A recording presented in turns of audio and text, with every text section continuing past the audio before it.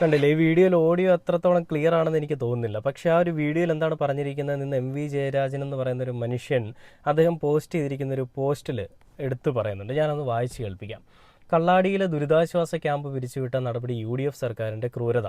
ഉടുതുണിക്ക് മറുതുണിയില്ലാതെ ദുരിതാശ്വാസ ക്യാമ്പിലെത്തിയവരാണ് ഞങ്ങൾ 49 കുടുംബങ്ങൾ. വേറെ വസ്ത്രങ്ങളൊന്നുമില്ല സാറേ. ഞങ്ങൾക്ക് വസ്ത്രങ്ങൾ നൽകാൻ നടപടിയെടുക്കണം. മണ്ണിടിച്ചിൽ തുടരുന്ന പ്രദേശത്ത് ഇനി ജീവിക്കാനാവില്ല. ഞങ്ങൾക്കൊരു കിടപ്പാടം വേണം. ഇതായിരുന്നു കള്ളാടി ദുരിതാശ്വാസ ക്യാമ്പിലെത്തിയ പ്രതിപക്ഷ നേതാവിനോട് ജൂലൈ 9-ന് തോട്ടം തൊഴിലാളികളും ഉന്നത നിവാസികളും പറഞ്ഞ വാക്കുകൾ.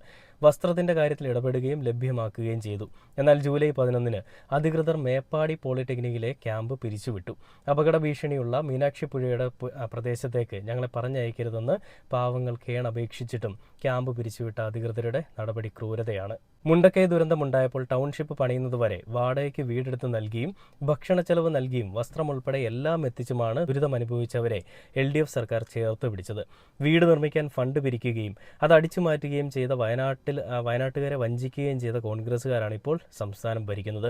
അവർക്ക് പാവങ്ങളോടല്ല, പണത്തോടാണ് കൂറ്. മുണ്ടക്കൈ ദുരിതാശ്വാസ പണം എവിടെ കോൺഗ്രസ്? വീട് എവിടെ കോൺഗ്രസ്? ഈ ചോദ്യം കോൺഗ്രസിന് നേരെ ജനങ്ങളിൽ നിന്ന് തുടർച്ചയായി ഉയർന്നു വരിക തന്നെ ചെയ്യും.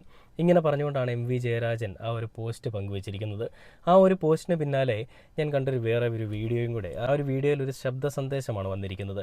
ഈ കള്ളാടിയിലെ ദുരന്ത ബാധിതരുടെ ഒരു ശബ്ദ സന്ദേശം. എന്താണ് ആ ഒരു വീഡിയോയിൽ ഒരു ഓഡിയോയിൽ പറയുന്നത്, നമുക്കൊന്ന് കേട്ടു നോക്കാം.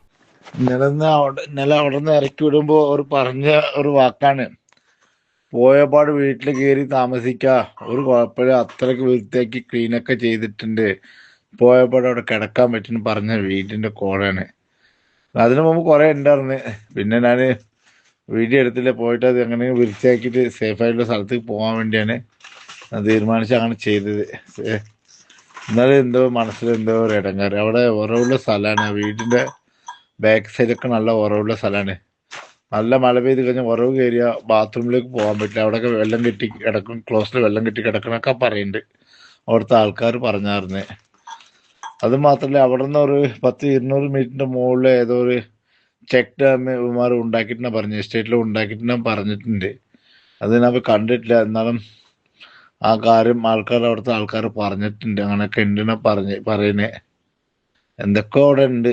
എന്നാലും നിങ്ങൾക്ക് പറ്റാണെങ്കിൽ പറഞ്ഞോളി, നാളെയോ അല്ല മറ്റന്നാളോ ആണ് ആ വീഡിയോ എടുത്ത് അവിടുത്തെ അവസ്ഥ മൊത്തത്തിൽ നിങ്ങൾക്ക് ഫോർവേഡ് ചെയ്തു തരാം. കണ്ടില്ലേ, വയനാട്ടിലെ ആ ദുരന്ത ബാധിതരെ, കള്ളാടിയിലുണ്ടായ ദുരന്തമുഖത്ത് നിന്ന് അവരെ പറഞ്ഞു വിട്ട് അവർക്ക് വേണ്ടിയിട്ട് നമ്മുടെ ഇടതുപക്ഷ സർക്കാരല്ല വലതുപക്ഷ സർക്കാർ ഒരുക്കി കൊടുത്തിരിക്കുന്ന ഒരു ഭവനമാണത്. അവർക്ക് തൽക്കാലത്തേക്ക് നിൽക്കാൻ വേണ്ടിയിട്ട് ഒരു താൽക്കാലിക വിശ്രമ കേന്ദ്രം എന്നൊക്കെ പറയുന്നത് പോലെ ഒരു വീടാണ് കൊടുത്തിരിക്കുന്നത്. അതൊരു വീടാണോ അതോ ഈ വിറക് പുകയ്ക്കുന്ന ഒരു പുകപ്പുരയാണോ എന്ന് നമുക്ക് ചോദിക്കേണ്ട രീതിയിലേക്ക് കാര്യങ്ങൾ പോകുന്നുണ്ട്. ഇവരൊക്കെ ഉന്നതിയിൽ താമസിക്കുന്ന ആളുകളല്ലേ, അല്ലെ ഉന്നതിയിലുള്ള ആളുകളല്ലേ, ഒന്നുമില്ലാത്തടുത്ത ആളുകളല്ലേ. എന്തെങ്കിലുമൊക്കെ കൊടുത്താൽ മതിയെന്നേ, ഇവർക്ക് കിട്ടുന്നത് കൊണ്ട് വേണമെങ്കിൽ ജീവിച്ചോട്ടെ, അങ്ങനത്തെ അവസ്ഥയിൽ അവർ ജീവിച്ചാൽ മതി, അതിനുള്ളതൊക്കെ ഉള്ളൂ. അവർ വലിയ കാശൊന്നുമില്ല, വലിയ പ്രമാണിമാരൊന്നുമില്ല, ഇവരൊന്നും ജയിച്ചിട്ടില്ല, ഇവരൊന്നും വോട്ട് ചെയ്തിട്ട് നമുക്കൊന്നും കിട്ടാനില്ല, വലിയ ഒന്നുമില്ല, ഇവർക്കൊന്നുമില്ലാത്തതാണ്. എന്തിനാണ് ഇവരെയൊക്കെ നമ്മളിങ്ങനെ ഈ വിഴുപ്പ് ചുമക്കുന്നതെന്ന് വിചാരിച്ച് കാണും പൂക്കികൾ. അതുകൊണ്ടാണോ ഈ തോന്നിവാസം ഇവന്മാർ കാണിക്കുന്നത് നമ്മൾ എടുത്ത് ചോദിക്കേണ്ടതായിട്ട് വരുന്നു, അല്ലേ? ആ ദുരന്ത ബാധിതരെ, എല്ലാം നഷ്ടപ്പെട്ടുകൊണ്ടിരിക്കുന്ന ആളുകളെ കൊണ്ടിട്ടിരിക്കുന്ന ഒരു സ്ഥലം നോക്കി, അറവുമാടുകളെ കിടത്തുന്നതിനേക്കാൾ ഒരു മോശപ്പെട്ട സാഹചര്യത്തിലാണ് അവരെ കിടത്തിയിരിക്കുന്നത്. അവർ പറയുന്ന കാര്യങ്ങൾ ഇത് പല മുഖ്യധാര മാധ്യമങ്ങളും പുറത്തുവിടില്ല. കാരണം ഇതിപ്പോൾ ഈ ഒരു വീഡിയോ പങ്കുവച്ചിരിക്കുന്ന കൈരളി ചാനലാണ്, അല്ലെ ഒരു കൈരളി TV ആണ്. ഈ ഒരു വീഡിയോ കാണുമ്പോൾ നിങ്ങൾ പറയും കൈരളി TVയുടെ വീഡിയോയും പൊക്കി പിടിച്ചുകൊണ്ട് ഞാൻ വന്നു എന്നുള്ളത്. പക്ഷെ അതിൽ ഒരു ഓഡിയോ അയച്ചിരിക്കുന്ന ഒരാൾ അത് ആ ദുരന്ത ബാധിതനാണ്, അല്ലാതെ അവിടെ റിപ്പോർട്ട് ചെയ്യാൻ വേണ്ടിയിട്ട് പോയ റിപ്പോർട്ടറല്ല ഓഡിയോ അയച്ചിരിക്കുന്നത്. നമ്മൾ കഴിഞ്ഞ ദിവസം കണ്ടതാണ്, ഒരു ജീപ്പിലേക്ക് ഇവരെല്ലാം നിർബന്ധിതമായിട്ട് കയറ്റുന്നല്ലേ. അവിടുത്തെ ചെടികൾ അവർക്ക് വെച്ച് പിടിപ്പിക്കണം, ചെടികൾക്ക് വെള്ളം ഒഴിക്കണം. ഇത്രയും ആളുകൾ ആ പോളിടെക്നിക് എന്ന് പറയുന്ന ഒരു ക്യാമ്പിൽ നിന്ന്, ആ ഒരു കോളേജിൻ്റെ ക്യാമ്പിൽ നിന്ന് കഴിഞ്ഞാൽ ഞങ്ങൾക്ക് പ്രശ്നങ്ങളാണ് എന്ന് പറയുന്ന രീതിയിലേക്ക് ഇവന്മാരെ കൊണ്ട് പോക്കികൾ ഓരോ കളികൾ കളിപ്പിച്ച് ഇവരെ അങ്ങ് മാറ്റി.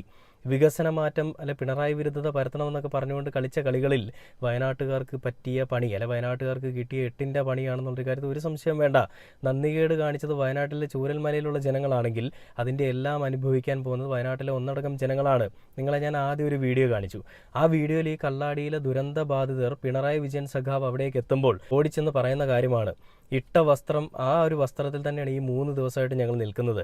സ്ത്രീകളും കുഞ്ഞുങ്ങളും അടക്കം ഒരുപാട് ആളുകളുണ്ട്, അവർക്ക് വേണ്ടിയിട്ട് വസ്ത്രങ്ങൾ കൊടുക്കാൻ സാധിക്കുന്നില്ല, അവർക്ക് വേണ്ടിയിട്ട് അടിസ്ഥാന സൗകര്യങ്ങൾ ഒരുക്കി കൊടുക്കാൻ സാധിക്കുന്നില്ല, ഞങ്ങൾക്ക് വേണ്ടി എന്തെങ്കിലും ചെയ്തു തരണേ സഖാവേ എന്നാണ് പിണറായി വിജയൻ്റെ അടുത്ത് അവരെല്ലാവരും പറയുന്നത്.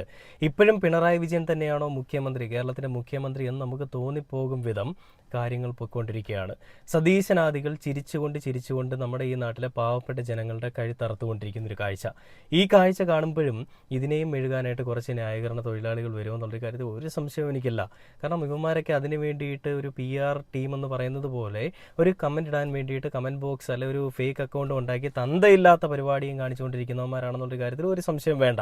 എന്ത് തന്തയ്ക്ക് കഴിയുകയും കമൻറ്റ് ബോക്സിൽ വന്ന് പറഞ്ഞു കഴിഞ്ഞാൽ ഞാനത് കേട്ടിട്ട് അങ്ങ് മിണ്ടാതെ അങ്ങ് വിട്ടുകളയും. അല്ലെ ഞാനത് കേട്ടിട്ട് പിന്നീട് ആ ഒരു വീഡിയോ അങ്ങനെയുള്ള വീഡിയോ ചെയ്യില്ല എന്നാണ് നീയൊക്കെ വിചാരിക്കുന്നതെങ്കിൽ നിൻ്റെയൊക്കെ പാർട്ടി അല്ലെ നീ അടങ്ങുന്ന ആളുകൾ കാണിക്കുന്ന തന്തയ്ക്ക് കഴിയുക ഞാൻ ഹൈലൈറ്റ് ചെയ്ത് കാണിച്ചുകൊണ്ടേ ഇരിക്കുമെന്നേ. അങ്ങനെയുള്ള തന്തയ്ക്ക് കഴിയുമെന്ന് ഇവിടെ നടക്കില്ല മക്കളെ. അതിന് നിൻ്റെയൊക്കെ വേറെ ഏതെങ്കിലും സ്ഥലത്ത് പോയിട്ട് നീയൊക്കെ പരിപാടി ചെയ്യാൻ നോക്കിക്കോണം. ഈ പാവപ്പെട്ട ജനങ്ങളെ ആ ഒരു വയനാട്ടിൽ ആ ദുരന്തമുണ്ടായിരിക്കുന്ന ആ ഒരു സ്ഥലത്ത് നിന്ന് അവരെ മാറ്റി അവർക്ക് അടിസ്ഥാന സൗകര്യങ്ങളുള്ള അല്ല അവർക്ക് ജീവിക്കാൻ സാധിക്കുന്ന രീതിയിലുള്ളൊരു വീട് കൊടുക്കാതെ ഒരു വിറക് പുരയും കൊടുത്തിട്ട് എന്തോ അങ്ങ് ഉണ്ടാക്കി കൊടുത്തു എന്ന് പറഞ്ഞുകൊണ്ട് അഹോരാത്രം പണിയെടുക്കുന്ന T സിദ്ദിഖ് അടക്കമുള്ള ആളുകൾ. കഴിഞ്ഞ ദിവസം ഒരു ഡെഡ് ബോഡി കിട്ടിയ സമയത്ത് T സിദ്ദിഖിൻ്റെ ഒരു അഭിനയം ഞാൻ കണ്ടു. ഇങ്ങനെ കരഞ്ഞ് മെഴുകിക്കൊണ്ട് നിന്നിട്ട് അയാളുടെ ജീവനറ്റ ശരീരമാണെങ്കിലും ശരീരത്തിൻ്റെ ഒരു ഭാഗമാണെങ്കിൽ അതെങ്കിലും കിട്ടിയല്ലോ എന്ന് പറയുന്ന ഒരു ആത്മവിശ്വാസം അല്ലെ ഒരു സന്തോഷം ഞങ്ങൾക്കുണ്ട് എന്നൊക്കെ പറഞ്ഞുകൊണ്ട് വലിയ മെഴുകലാണ്. അതിൻ്റെ താഴെ നിറയെ കമൻറ്റ് ബോക്സിലുള്ള കമൻറ്റോളികളുടെ മെഴുകൽ വേറെയും. ഇങ്ങനെയുള്ള ഒരാളിനെയാണ് വയനാട്ടിലെ ജനങ്ങൾക്ക് ആവശ്യം. ആ ജനങ്ങളോടൊപ്പം ചേർന്ന് നിൽക്കുന്ന അങ്ങനെയുള്ളൊരു നേതാവിനെയാണ് ഞങ്ങളെപ്പോലെയുള്ള വയനാട്ടിലെ എല്ലാവർക്കും ആവശ്യമെന്ന് പറഞ്ഞുകൊണ്ട് ഒരുപാട് ആളുകളുടെ കമൻറ്റിൽ മെഴുകലാണ്. അപ്പം ഞാൻ എന്താ വിചാരിച്ചേ, ഇത് ശരിയാണല്ലോ, ഈ പറയുന്ന സിദ്ദിഖ് എന്ത് നല്ല കാര്യങ്ങളാണ് ചെയ്തത് എന്നൊക്കെയാണ് ഞാൻ വിചാരിച്ചത്. പക്ഷേ ഇന്നത്തെ ഈ ഒരു വാർത്ത കൂടി കാണുമ്പോൾ അല്ലെ ഇന്നത്തെ ഈ ഒരു ഓഡിയോ റെക്കോർഡിംഗ് കൂടി കേൾക്കുമ്പോൾ ഏകദേശ കാര്യങ്ങളൊക്കെ മനസ്സിലാവുന്നുണ്ട്. വൻപിച്ച ഭൂരിപക്ഷത്തിൽ വിജയിച്ച ഒരാളാണ് മന്ത്രി T സിദ്ദിഖ് എന്ന് പറയുന്നത്. 47,500 വോട്ടുകൾക്കാണെന്ന് തോന്നുന്നു വിജയിച്ചത്. അങ്ങനെ വിജയിച്ച ഒരു മന്ത്രി അവിടെ ഇരിക്കുമ്പോൾ നിങ്ങൾ എന്തിനാണ് ഇങ്ങനെ വിഷമിക്കുന്നത്? നിങ്ങൾക്ക് വേണ്ടി എല്ലാം ചെയ്തു തരാൻ വേണ്ടിയിട്ടല്ലേ നിങ്ങൾ അവരെ വിജയിപ്പിച്ച് വിട്ടത്. നിങ്ങളെ തിരിഞ്ഞു നോക്കുന്നില്ല എന്നുണ്ടെങ്കിൽ നിങ്ങൾ മാറിയിരുന്ന് കരയുക എന്നുള്ളതല്ലാതെ അതിനപ്പുറത്തേക്കൊന്നും പറയാനില്ലെന്നേ. നിങ്ങൾ പിണറായി വിജയനോടും ഇടതുപക്ഷത്തിനോടും കാണിച്ച നെറുകേടിന് നിങ്ങൾക്ക് കാലം തന്നൊരു മറുപടിയാണിതെന്നുള്ളതിൽ ഒരു സംശയവും വേണ്ട. പക്ഷെ അങ്ങനെ പറഞ്ഞുകൊണ്ട് നമ്മളിത് തള്ളിക്കളയുന്നുമില്ല. നിങ്ങളെല്ലാവരും നമ്മളെപ്പോലെ തന്നെ ഒരു മനുഷ്യ ജീവനാണ്, അല്ലെ മനുഷ്യ ജീവിതങ്ങളാണ്. ആ ജീവിതങ്ങൾക്കൊപ്പം തന്നെ അല്ലെ അവർക്ക് വേണ്ടി സംസാരിക്കാൻ തന്നെയാണ് നമ്മളൊക്കെ തീരുമാനിച്ചിരിക്കുന്നത്. എന്തൊക്കെയാണെന്ന് പറഞ്ഞാലും വയനാട്ടിലെ പാവങ്ങളെ ദ്രോഹിക്കുന്ന ഈ പൂക്കികളുടെ ഈ തോന്നിവാസത്തിന് അല്ലെ ഈ ഒരു തോന്നിവാസത്തിനെ ഞങ്ങൾ ആരും അംഗീകരിക്കില്ല. ഇതൊക്കെ രണ്ടായിട്ടും മടക്കി കുത്തി അങ്ങ് കയ്യിൽ വെച്ചിരുന്നാൽ മതി മക്കളെ എന്ന് എനിക്ക് പറയാനുള്ളൂ. അപ്പോൾ അവരെ ദ്രോഹിച്ചുകൊണ്ട് അവിടെ എന്തോ വലിയ ഇമ്പാക്റ്റ് ഉണ്ടാക്കുന്നു എന്നൊക്കെ പറയുമ്പോൾ അവിടെയുള്ള ജനങ്ങൾ തന്നെ പ്രതികരിക്കുന്നതിൻ്റെ നേർക്കാഴ്ചകൾ കൂടിയാണ് നമ്മൾ കാണുന്നത്. അവർക്കൊന്നും കിട്ടുന്നില്ല. കിട്ടുന്നുണ്ടെങ്കിലും അവർക്ക് എന്തൊക്കെയോ എവിടെയൊക്കെയോ അവരെ കൊണ്ടൊരു സ്ഥലത്തേക്ക് അങ്ങ് തട്ടിയിരിക്കുകയാണ്. വേണമെങ്കിൽ അവിടെ കിടന്നാൽ മതി എന്ന് പറയുന്ന രീതിയിലുള്ളൊരു ധാർഷ്ട്യം. ഇതാണോ പൂക്കികൾ ജയിക്കുന്നതിന് മുൻപ് ഇവർക്ക് കൊടുത്ത വാക്ക്? അല്ലെ പൂക്കികൾ ജയിക്കുന്നതിന് മുൻപ് നൽകിയ വാഗ്ദാനങ്ങൾ ഇതൊക്കെയാണോ പറഞ്ഞിരുന്നത്? ഞങ്ങൾ ആരെയും തിരിഞ്ഞു നോക്കില്ല, ഞങ്ങളെ സപ്പോർട്ട് ചെയ്യുന്നവരെ മാത്രമേ ഞങ്ങൾ സപ്പോർട്ട് ചെയ്യുമെന്ന് പൂക്കികൾ പറഞ്ഞിട്ടുണ്ടോ? ഒരിടത്തും പറഞ്ഞിട്ടില്ല. പൂക്കികൾ ഇന്നിപ്പോൾ ജയിച്ചു കഴിഞ്ഞപ്പോൾ പാലം കടക്കുവോളം നാരായണ, പാലം കടന്നു കഴിയുമ്പോൾ കൂരായണ എന്ന് പറയുന്ന രീതിയിലുള്ള പരിപാടി കാണിച്ചുകൊണ്ടിരിക്കുകയാണെന്നേ. എന്ത് തോന്നിവാസവും ഞങ്ങൾക്ക് കാണിക്കാം. ഒരു തെണ്ടികളും ഞങ്ങളോട് ചോദിക്കാൻ വരില്ല, ഒരു മാധ്യമ പ്രവർത്തകരും ഞങ്ങളോട് ചോദിക്കാൻ വരില്ല. ഞങ്ങളാണ് ഇവിടുത്തെ കാര്യങ്ങൾ തീരുമാനിക്കുന്നത്, ഞങ്ങളാണ് അധികാരവർഗം. എന്തുണ്ടായാലും പിണറായി വിജയൻ്റെ തലയിലേക്ക് ഇട്ടുകൊടുക്കുക എന്നുള്ളതാണ് ഞങ്ങളുടെ തീരുമാനം. ആ ഞങ്ങളുടെ തീരുമാനത്തിനൊപ്പം നിൽക്കുന്ന നല്ലൊരു ശതമാനം ജനങ്ങളെ ഉണ്ടാക്കിയെടുക്കാനും PR ടീംസിനെ ഉണ്ടാക്കിയെടുക്കാനും വലതുപക്ഷ മാധ്യമങ്ങളെ ഉണ്ടാക്കിയെടുക്കാനും സാധിച്ചതാണ് ഞങ്ങളുടെ വിജയമെന്നൊക്കെ പറഞ്ഞുകൊണ്ട് കളിക്കാനാണ് നിൻ്റെയൊക്കെ ശ്രമമെങ്കിൽ ആ ശ്രമമൊന്നും ഇവിടെ ഏൽക്കില്ല. ആ ജനങ്ങൾക്ക് വേണ്ടിയിട്ട് എല്ലാം ചെയ്തു കൊടുത്ത് അവർക്ക് വേണ്ടി എല്ലാം ചെയ്തു കൊടുത്ത് എങ്ങനെ ചെയ്തു കൊടുക്കണമെന്ന് കാണിച്ചു കൊടുത്തിട്ടുള്ള ഒരു സഖാവ് തന്നെ അല്ല, ഒരു നേതാവ് തന്നെ അല്ല, ഒരു മനുഷ്യൻ തന്നെയായിരുന്നു പിണറായി വിജയൻ. അങ്ങനെ ഒരു മനുഷ്യൻ മുഖ്യമന്ത്രി സ്ഥാനമില്ലെന്നേ ഉള്ളൂ, അദ്ദേഹം ഇന്ന് പ്രതിപക്ഷ നേതാവാണ്. അങ്ങനെ ഒരു പ്രതിപക്ഷ നേതാവായിട്ടിരിക്കുന്നിടത്തോളം കാലം നിങ്ങൾക്ക് ഈ പരിപാടികളൊന്നും നടക്കില്ല. നിങ്ങൾ അവർക്ക് വേണ്ടി എന്തെങ്കിലുമൊക്കെ ഒന്ന് ചെയ്തു കൊടുക്കുന്നേ. നിങ്ങൾ ഈ പറയുന്ന ബക്കാഡിയുടെയും അദാനിയുടെയും ഒക്കെ കാല് നക്കാനും അല്ലെ ഷൂ നക്കാനും ഒക്കെ പോകുന്ന സമയത്ത് ഈ പട്ടിണി പാവങ്ങൾക്ക് വേണ്ടിയിട്ടൂടി എന്തെങ്കിലുമൊക്കെ ചെയ്തു കൊടുക്കും. നിങ്ങളെ വോട്ട് ചെയ്ത് എന്തൊക്കെയോ പ്രതീക്ഷിച്ച് വിജയിപ്പിച്ച ആളുകളാണ് അവരും. അവരെ ഇങ്ങനെ തള്ളിക്കളയൽ കുങ്ങികളെ.